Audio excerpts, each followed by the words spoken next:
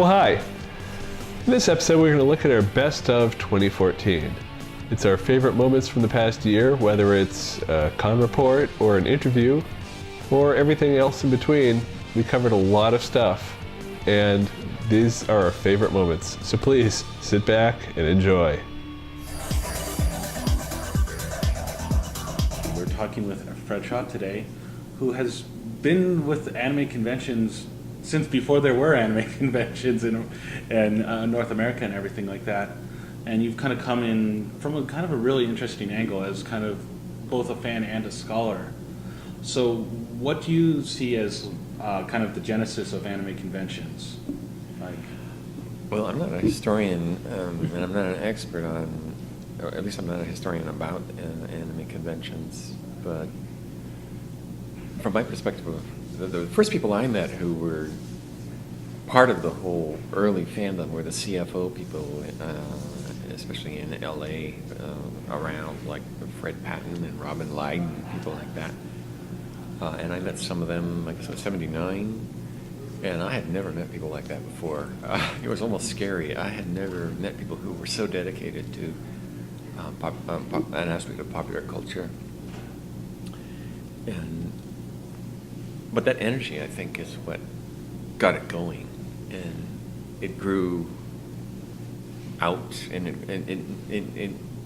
it outgrew some of the panels in the sci-fi conventions and the other conventions that were in existence, and gradually got bigger and bigger until you had these autonomous anime-focused conventions, starting in the Bay Area, and then it's just been amazing to see how it's grown exponentially.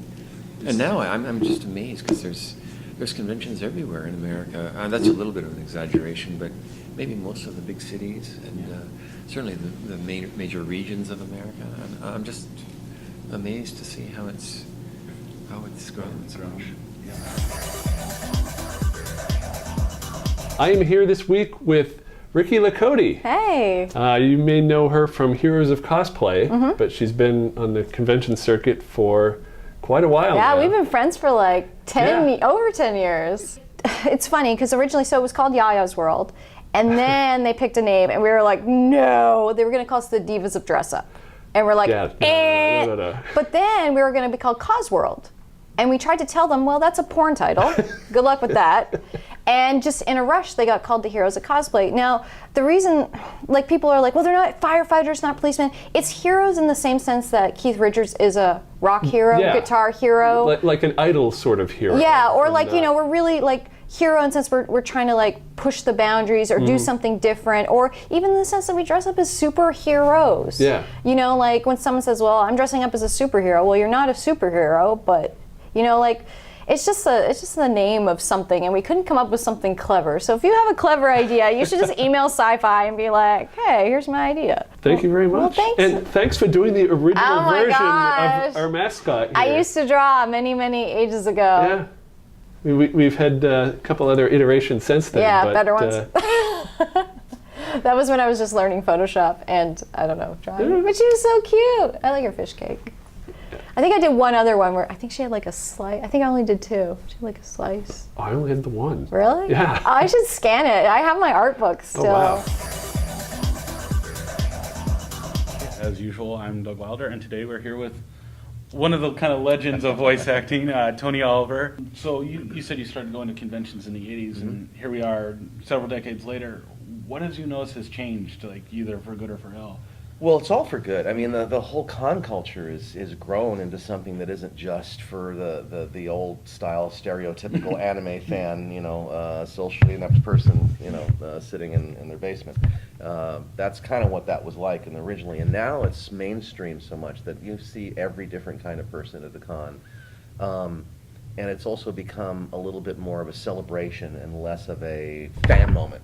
So you know, I go to cons now, and you know, the people who don't even watch the shows I do, but they're happy because we're doing anime and the cosplay and all that stuff. So it's really developed into quite I think, a really lovely social event now.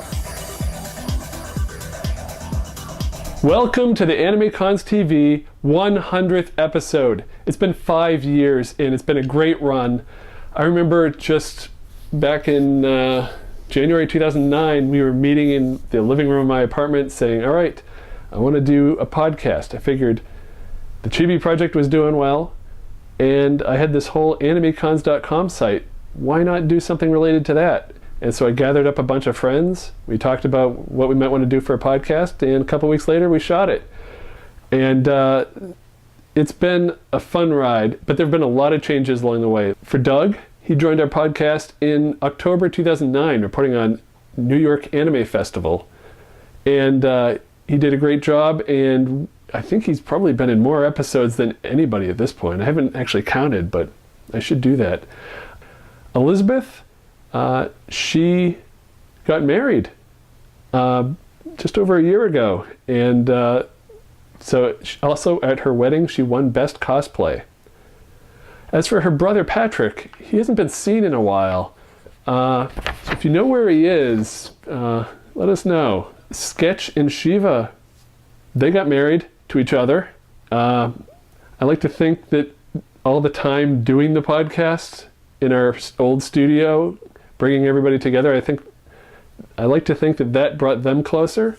And I was honored to serve as their best man at their wedding, which we called WeddingCon 3, because there were so many convention people there. As for me, I moved across the country. I packed up everything and moved from Newton, Massachusetts to Petaluma, California. And now I'm doing podcasts for my job. More of the back-end stuff and the web programming, but I love it. But I love doing the podcast because it helps bring us close together, even though we're 3,000 miles away. And we get more coverage now, West Coast, East Coast, so... Yo, yo, yo, Kyle Hebert here, the voice of the narrator from Dragon Ball Z. Next time, AnimeCons TV goes 100 episodes Saiyan crazy. Hey AnimeCons TV, this is Svetlana Shmakova. Congratulations on 100 episodes. Yay! What?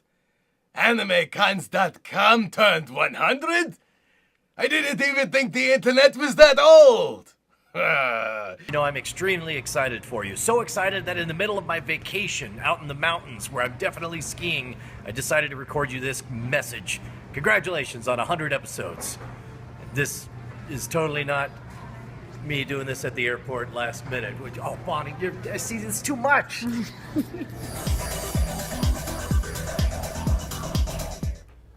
Hey, I'm Patrick. Welcome to AnimeCons TV. I'm here with Shannon Morse. Hello. Star of Tech News Tonight and Hack 5 and Anime Fan. It's true. I go to anime conventions. They're very fun. When was the last time you went to one? Like a weekend ago. Before that? 10 years ago. So it's been a while. It's been a while. Yes. So we went to SAC Anime in Sacramento, California last weekend. Artist Alley was really, really broad. There was a ton of stuff to check out back there. The convention center's layout was pretty easy to find everything. Yeah. And they had staff available all over the place, and it was easy to figure out who was staff.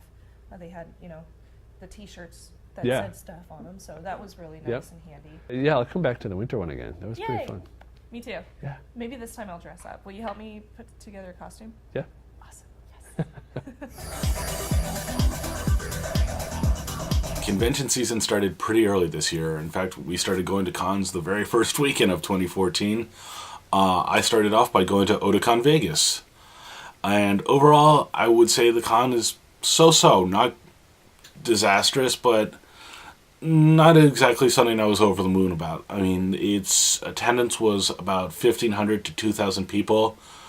And it definitely felt like there wasn't a lot of people there on Friday and Sunday. Saturday was busier, but still, it was a lot of people hanging out in the hallways and not a lot of people attending many events. I rarely saw a panel room full, maybe once or twice, once on Saturday and once on the Sunday morning. We even got to see the friend of the podcast, Mike Toole, take on the U.S. sumo champion, and you'll see how he did in our clip right here. So yeah, we got to see that sumo wrestlers take on people trying it out for the first time, and That was really neat. It was something I've never seen at a convention before. We did have fun, but it's not a convention I would do every year. Hey, I'm Patrick D. I'm here at AOD 2014 in San Francisco, California. AOD runs January 25th and 26th at the Hyatt near SFO, the Airport Hyatt. And it's been running for years. It's changed its name a few times. It used to be Anime Overdose. Then it was AOD San Francisco Anime Con or something like that. And then it was Animation on Display, and now they just call it AOD. Let's see, I started off at the dealer's room. It's kind of a combination dealer's room, artist alley, commingling. Not a very large room, but it's a decent variety. More alpacas. I still don't get what that's all about. They've got a lot of musical acts here at AOD. I caught part of Hideo's musical performance this afternoon, and that was really good. I enjoyed that thoroughly. They had some other musical acts after the Masquerade. You can find acts such as Slime Girl, Space Boyfriend, Enemu, Random Encounters, all sorts of stuff going on. There's a lot of guest panels. Mike Sinter-Nicholas is here, Christina V, and a lot of other guests.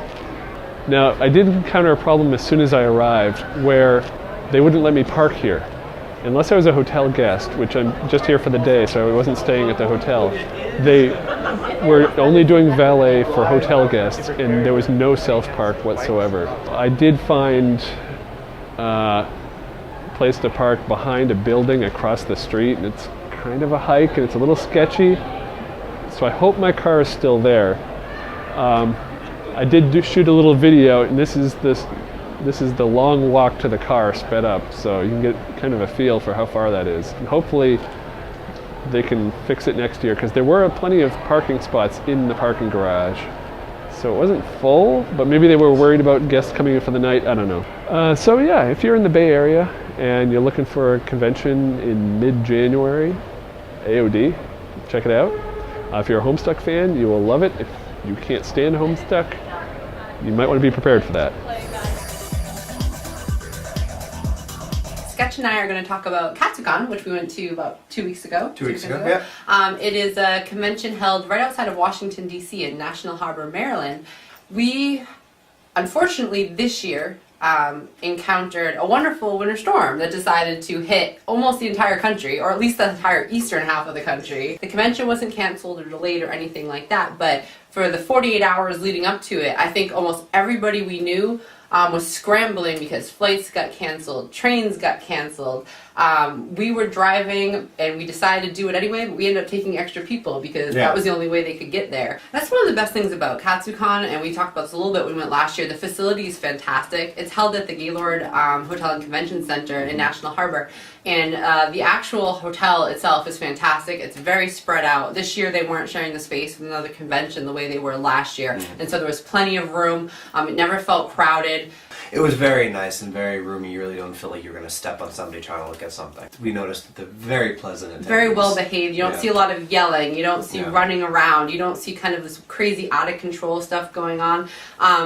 The Gaylord has a lot of really nice areas that can be used for photography, and every sign says don't climb on this stuff, but everybody's climbing on the stuff to get the picture, but they're very respectful about it. People aren't doing bad things. You feel like they're trying to be careful, and as a result, I've never seen anyone there yell at people for that, even though it's clearly against their rules to be climbing in the foliage and the plants and whatever. And I think a lot of people have this idea that 24 hours of programming is fantastic, but I mean, how much of an audience are you going to get for your panel when it's at 5, 6 in the morning? I mean, I can see late at night people want to play in the video game room a lot, or they want to watch anime, but when people are giving pretty decent panels, like that early in the morning, you wonder if it's worthwhile. I don't know if they've really looked into that. Registration was a nightmare. I was pre-registered. Sketch was trying to get a press badge, and I had to ask, and finally there was a desk that said VIP registration, and that wasn't me, but I figured those are staff members, I could ask them. And so I asked, and I said, you know, where's the pre-registration line start? And what offended me was they took great pleasure in saying, it's all the way back there, ha ha, you should have done VIP. And I wanted to be like, assholes, I don't want to pay an extra $50. Just tell me where the line is. You don't have to be a jerk about it. Despite the fact you got sick and I got sick again, we actually had a really good time. Well, we had fun. I had fun. I mean, I enjoyed going down there and going to that convention. My name is Patrick Delahanty, and I'm here to talk about Gallifrey 1. Gallifrey 1 is a Doctor Who and science fiction convention held in Los Angeles, California. They had 2 doctors. They had the 6th Doctor, Colin Baker, and the 8th Doctor, Paul McGann. They also brought in companions such as Billie Piper, who played Rose Tyler, and Arthur Darvill, who played Rory Williams. They had a lot of companions from the old series too, as well as people from behind the scenes and people who do various bit characters, like the guy who played Richard Nixon, the woman who does all the newscasts for whatever terror is facing England. They would just hang out around the convention. Billie Piper wasn't feeling well. She almost canceled because she was sick, but Arthur Darvill, I'd see him wandering through. He even showed up to an Amy Pond photo shoot and surprised everybody and was, of course, the center of attention. Paul McGann, the 8th Doctor, would just hang out in the lobby and talk with fans. He'd just sit there. And then Colin Baker, I rode up in the elevator with him. So it's a brief visit, but he was out and about. And yeah, if you're looking for a Doctor Who convention, I highly recommend this one. Even if you're traveling from the East Coast or from the UK, this is a convention that you really should check out if you're a fan of Doctor Who. Hey guys, this week's episode we're going to do a review of Anime Boston. Happened a few weeks ago. Yeah, it takes place at the Heinz Convention Center, which is in the Back Bay of Boston, Massachusetts. What's nice about the Heinz Center is that it still managed to contain that many people. It didn't really feel crowded, at least not really walking in the hallways. The dealer's room was fine. The only times it really felt crowded were because of the marathon bombings that happened in Boston last year. The convention center itself does have a bag check policy now. So even my convention purse, which is like this big, I even asked them if that counted as a bag, and it did. You have to go through a bag check line, which is kind of set up like airport security. They have tables, and they have a guy with a stick, and he comes and like pokes through your stuff. But being from the city, I know it annoys some people. I understand why they did it. You know, my office building was a block from where they caught the guy. It was bad, and so out of respect for that, I really don't think we can complain about that. And it's not really the convention's policy anyway. I was incredibly impressed with the Anime Boston staff this year. I've been going for a long time. I've never had, I mean, very rarely have I had specific issues with them, but a lot of times, you know, they'll be disorganized people. There'll be people who are kind of a jerk. I've experienced things in the past where people can, you know, they get on a power trip or whatever, like at any convention. But especially in contrast to, you know, KATSUCON, which had really bad staff problems this year, they were almost across the board, not only, you know, friendly, but incredibly knowledgeable and helpful. I was just so impressed. And they had all sorts of cosplay events, all sorts of game shows. They had a ton of game shows. Yeah, they've stepped it up. Even with like the cosplay events, they have probably the most cosplay related events than any other convention at the moment. Between like what they call a death match, which is just a shouting fest to whoever you really want to win. Our dynamic ones, which are like, you know, the dating games. We have an After Dark version, but we also have a regular day version for the general populace. And they had like the cosplay court cases and stuff. So it's But even game shows, they had. But them going to the game shows, like Patrick runs some of them, and he was saying I forget the number he said that they were, but there was tons between who's, you know, Anime Unscripted, the ones they normally do, but they did like a pub trivia.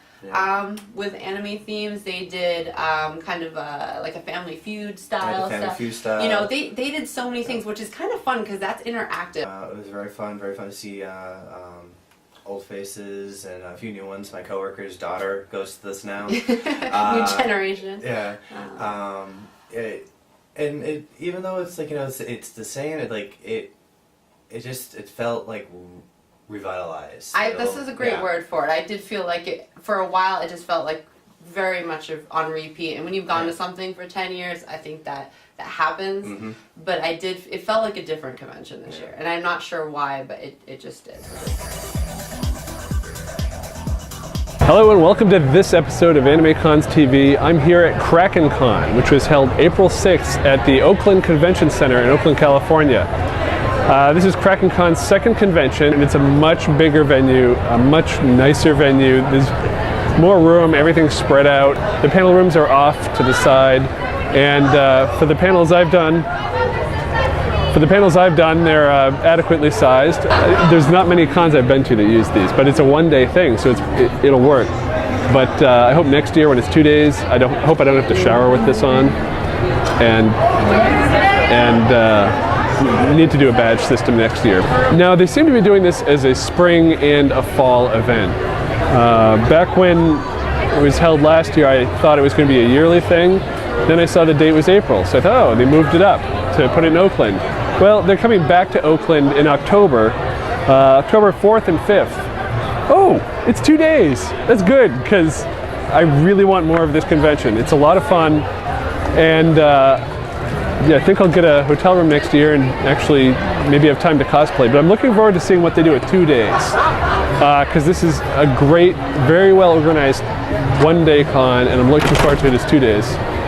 A lot of cosplayers here too, and so that's definitely a good thing. And I'm looking forward to the Masquerade. I am looking forward to coming back in October, and hope to see you here too.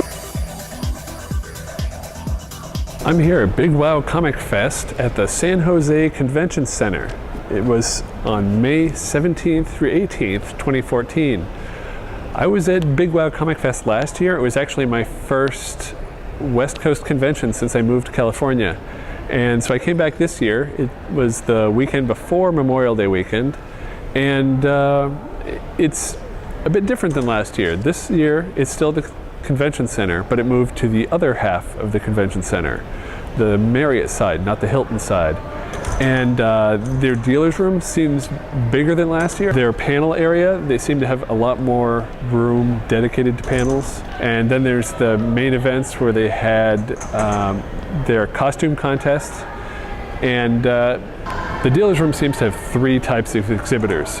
You've got the comic dealers that are selling old and new comics in big bins. There's toy dealers who are they're selling new and used toys. There's a lot of used toys for sale. And then there are the guests themselves. They have a table set up for their comics, or they have they're signing stuff, they're drawing stuff. It's, as I mentioned last year, a giant dealer hall.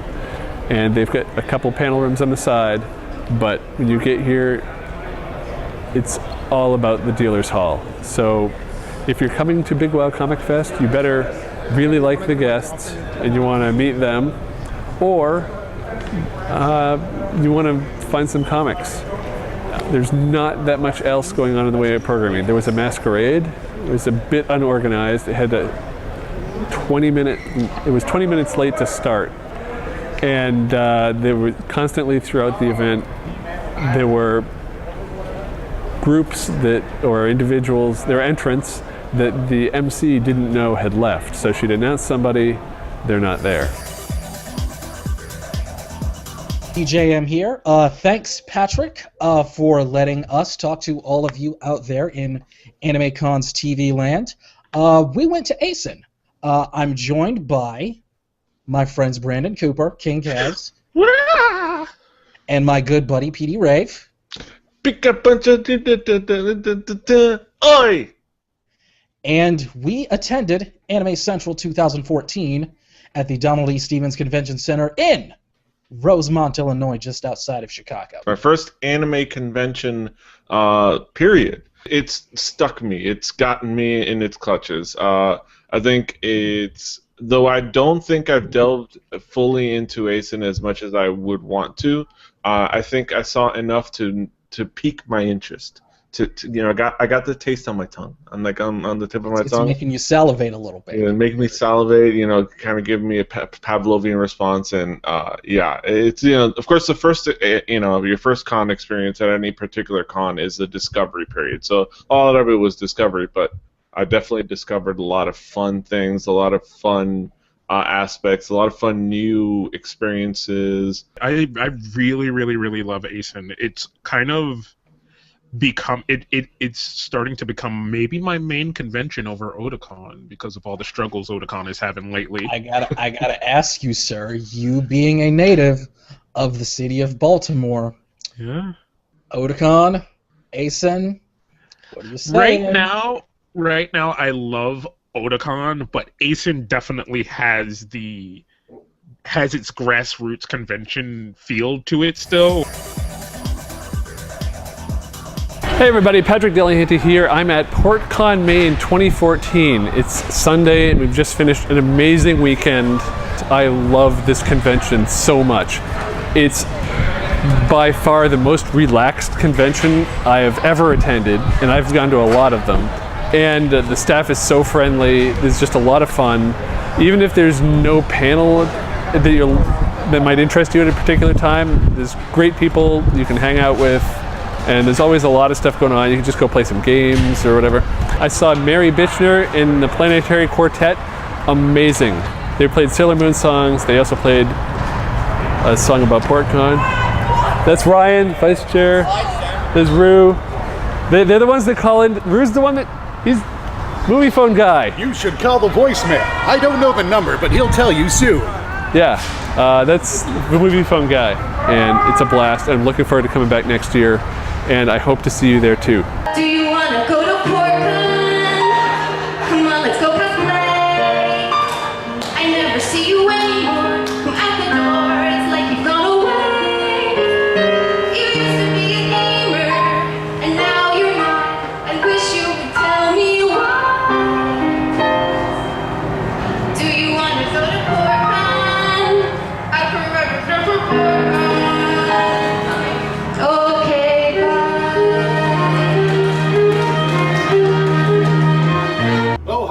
I didn't see you there. I'm just standing around at PortCon Maine and thought we'd call up AnimeCons TV. Since I have a private moment and I'm bothering no one, I thought I'd tell you it was a great convention. I saw Patrick D.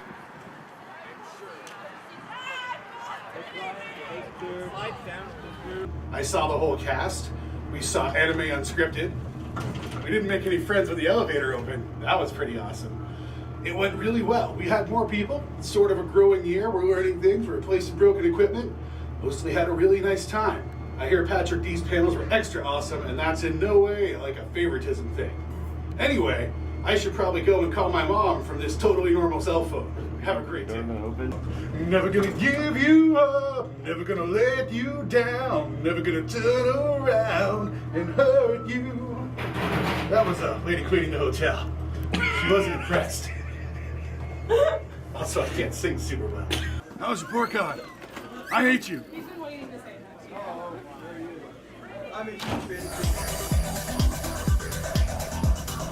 I'm Doug Wilder, and I just got back from Anime Expo, and it was an interesting experience, to say the least.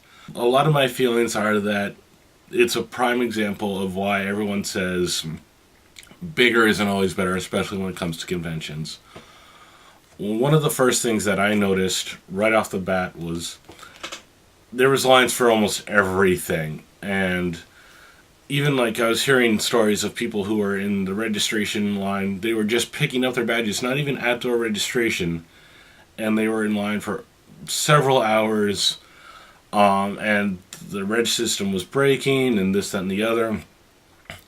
And I think part of that was you saw that people were required to fill out their information on computers whenever they arrived. And one thing I've learned from many different years doing conventions is if you have a registration system, don't let the attendees fill in their information on a computer right as they get to the front. You see all these people here, but the thing about Anime Expo is there's not a lot of programming going on. There's a couple big screening events, couple concerts, and only 3 or so panel rooms for fan programming and stuff. And some of these were track programming, so there's a limited variety. And as such, because there's not a lot to do, people are hanging out in the halls pretty much the entire convention, and you're tripping over people who are sitting in the hall. You can't find a seat. And I also asked kind of some of the people who I knew who said they have been going to AX for several years, and what draws them there. Why do they keep coming back, even if the show's, for lack of a better term, so disorganized? And while I personally want to go again, I mean, their feeling is, it's AX, and that was kind of their excuse for everything. Hi, Patrick Delahanty here at Snowbird Resort in Utah. And this is an amazing place, and I'm here for NERDTACULAR 2014. NERDTACULAR is a convention put on by Scott Johnson, the founder of the Frog Pants Network. You may know him from the Morning Stream or any number of other Frog Pants shows. They're easy to find in iTunes. And so he's put on this convention in Utah for all his fans and fans of other shows that are friends of his. But it's amazing. I know in PortCon Maine's report that I just did, I said it's the friendliest convention I've ever been to. Sorry, PortCon, you've just lost that title. Without exception, everybody here has been amazing, so friendly. There's nowhere here was there ever once, oh, there's that guy. Everybody was just awesome. And even if you aren't familiar with the Frog Pants shows, you just like nerdy games and other stuff, everybody's so welcoming. It's an amazing environment that Scott has put on here. And I mean, with this outside environment and the inside environment, I can't wait to come back. I think this might be my new favorite convention. I mean, my old favorite conventions, I still love them and I'll still go to them, but this was just such an amazing event. And yeah, so that's my report from NERDTACULAR in Snowbird. It's amazing. Check it out. I don't know what else to say. I love this so much. I have to bring other people here next year and reveal to them the wonders of NERDTACULAR.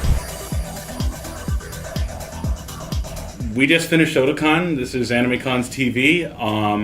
We're here with our good friend Charles Dunbar once again to talk about our con experience, enjoy some ice cold water, and tell us, tell everyone what we thought of Otakon 2014. This water is hardly ice cold, Doug. It's more like lukewarm. Once again, I always have a good time at Otakon. It's the one con I've been going to the longest. But it really felt like this was a bit of an off year for me. Like, it seemed like there was a lot of weird hiccups this year. Well, hiccups, I know about some of the hiccups, like with the databases and whatnot. Honestly, and this is going to sound horrible, this was my favorite Otakon of all time. This is best. I tweeted it last night and was remarking about how my speech-to-text censors things. But this, for me, was the best Otakon I ever went to. It's like, I felt what you're feeling about Boston this year. That felt like an off year. But like for Otakon, I got my badge in 9 minutes. I got all my check-ins, and it just, everything was coming up roses for me this Otakon. And the only thing I didn't do that really bugged me was I didn't get any commissions in the artist alley. They had the whole issue with the registration where normally they hit like 17,000 Thursday pickups, and they were only able to get like about around half that. So, and there's a lot of people waiting in line, extra hours, things like that, which it just seems weird because that struck me as very odd. And they got rid of stuff like the option for badge art, which you get a better quality badge now. I actually liked the fact that should that speed you didn't up. get to choose your badge art, because every year I'd invariably hear someone complaining, oh, they didn't have the badge I wanted. Well, you didn't get here yesterday. Roy Mustang was popular. You need to be consistent with room clears and just... I noticed this year a lot of the bigger ones, like last night I tried to get into Anime's Craziest Deaths, and they moved it from normally the 1,500 seat room to the 1,000 seat room, and like the bulk of the line didn't get in. Yeah. People were complaining. There were people sneaking in the side door, and like I'm thinking to myself, great use of the Hilton this year. I mean, honestly, it was fantastic use of the Hilton because they capitalized on the panel space they had in the Hilton, and it managed to fill up. You never saw a half-full panel in the Hilton. This is another thing that to me was weird about Otakon this year, is I feel like they're getting very close to that slippery slope of getting away from what they say their mission statement is, which is Asian culture. Like they have that, they had the astronomer guest this year, They put. Well, that was within theme programming. The theme this year was space, so it makes sense to have an astronomy. Yeah. They had other things like they put some of the photo shoots on the schedule, and there was things like Sherlock or Marvel Comics characters, and you're putting that on the schedule. Now it feels like you're actually sanctioning events, even if it's not official programming. By putting it on the schedule, it sounds like you're sanctioning events that aren't Asian culture. Otakon is a really good example of you can't expect all the fun stuff to come to you. No, you have to really go can't. Look at the schedule, say, hey, this panel looks interesting. I've got nothing to do. Let's go check it out. Hi, I'm Patrick Delahanty from AnimeCons TV, and I'm here at KrakenCon 2014 again. Didn't I already do KrakenCon 2014? Well, KrakenCon runs twice a year. This is their fall event. This is the second time they've been in the fall. It's their first 2-day event. And my last report back in April, I praised the convention. It's still a great convention. They've expanded to 2 days with very few growing pains. And so I've enjoyed it very much. The convention has expanded a little. They're still mainly organized around the dealer's hall and the artist alley. There's a lot of events happening within that room, separated by partitions. But they do have some panel rooms upstairs where they're doing some smaller voice actor panels, and they do screenings there in the evening. And I know the staff is going to be watching this, like picking apart, like, oh, we did it. No, it's a good con. You guys are doing a good job. But I was shocked to hear there's only 20 people on staff. They need more sleep. I hope they can go get more people staffing this con, because they do a great job. And yeah, if you want to staff a con, even if it's not this one, go out and volunteer. Staffing conventions is such a rewarding experience, and I'm glad to have staffed 1, 2, 3, 4 conventions, I think, 5. I don't know, but yeah, it's great fun. If you're in the Bay Area, you should be coming to KrakenCon. There's no reason not to. It's really easy to get to. If you're in North Bay or South Bay, it's in East Bay in Oakland, so it's not going to take you that long to get here. Hi, I'm Patrick, and I'm here at SnafuCon in Reno, Nevada. Snafu is the Sierra Nevada Anime Fans Unite. It was held October 24th through 26th, 2014 at the Grand Sierra Resort and Casino in Reno. They had voice actors Laura Post, Chris Kaysen, Christopher Escalante, Preston Crowley, Melissa Laws. They had academic guests, Marissa Ames, Dr. Daryl Frazzetti, Mark Shiro, and it's some cosplay guests and the Slants, the band. They performed here. This is just one hallway, and there's tons of rooms. They've got an excess of space, so lines were definitely not a problem. There's panel rooms around the corner. There's some really large rooms. They have the Nevada room there. They have a lot of music programming in. They had the dance in there, the concert. They're doing karaoke in there right now. In their main event room, they have a combination of things. You have the main stage where they had the Masquerade and some other big events. Now the Masquerade didn't have a whole lot of entries. A lot of them were walk-on, and they went pretty quick.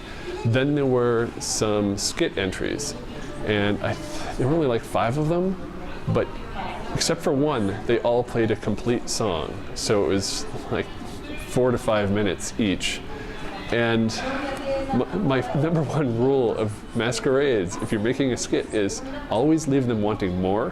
When you're playing an entire song and you're just dancing, it gets old. But yeah, I had a really good time at this con, and I would definitely consider coming back next year.